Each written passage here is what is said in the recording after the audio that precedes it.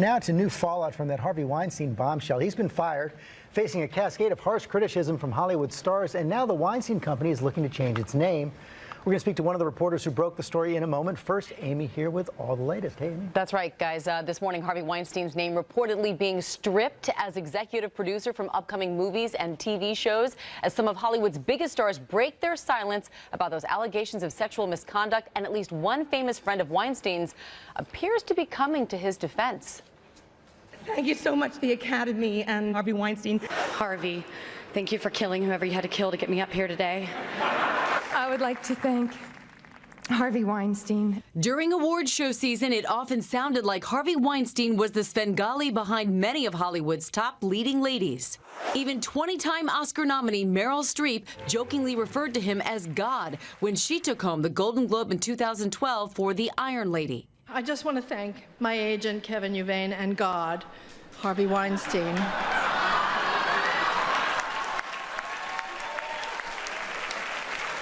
The Punisher, Old Testament, I guess.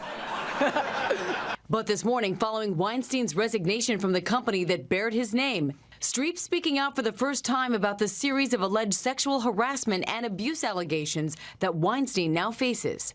In a statement, she calls the women who've spoken up heroes and claiming she had no idea about Weinstein's alleged behavior, writing, "If everybody knew, I don't believe that all the investigative reporters in the entertainment and the hard news media would have neglected for decades to write about it."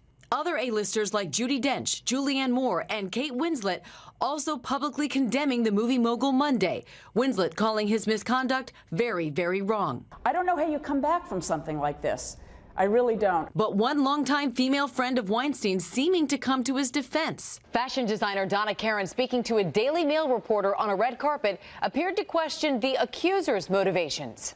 It's not Harvey Weinstein. You look at everything all over the world today, and how women are dressing and, what they're asking by just presenting themselves the way they do.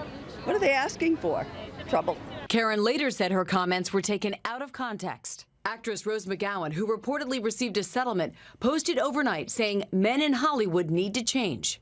One very visible heartthrob coming out against Weinstein this morning, George Clooney, says he has known the movie mogul for 20 years, telling the Daily Beast Weinstein's actions were indefensible, disturbing on a whole lot of levels, and this is harassment on a very high level.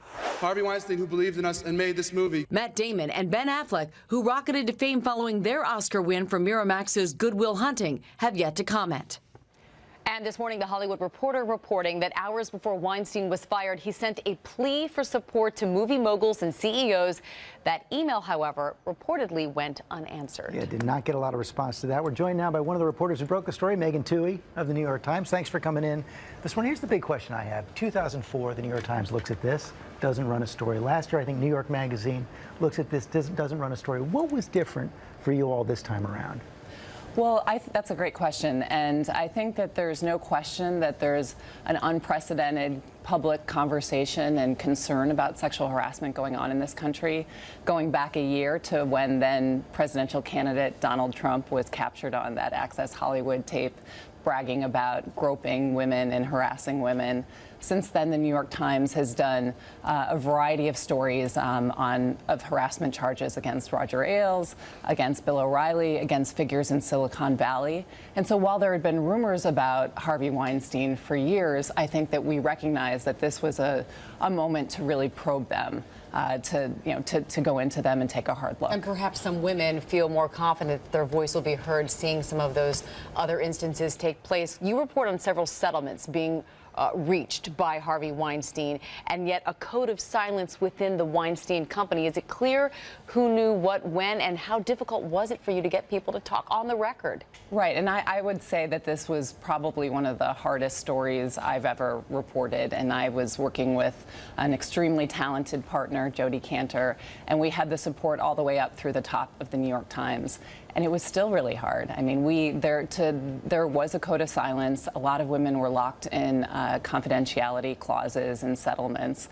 And so this was, at the end of the day, we were able to obtain some on-the-record interviews, but we also were able to obtain internal company memos and other things in which these allegations were, were made, stretching back decades. So Weinstein's out now. Is the story over? No, I think that this story is going to continue for weeks to come, if not longer. I mean, right now, there have been allegations, that we've been able to document going back decades and settlements. At least we were able to specify 5 settlements that were paid to women who had stepped forward after making complaints of unwanted touching or sexual harassment. But there's still questions about who knew what when, not just within the company, but within Hollywood in general. We'll be watching. Megan Twohey, thanks very much. Hi, everyone. George Stephanopoulos here. Thanks for checking out the ABC News YouTube channel. If you'd like to get more videos, show highlights, and watch live event coverage, click on the right over here to subscribe to our channel. And don't forget to download the ABC News app for breaking news alerts. Thanks for watching.